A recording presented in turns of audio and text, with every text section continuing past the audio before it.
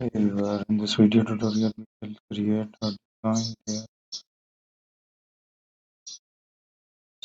I design of the heritage. Again, keep on making the designs. Use a picture.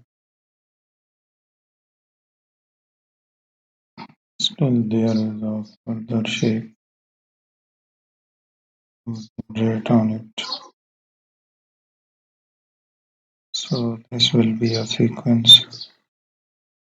Into that we will add it.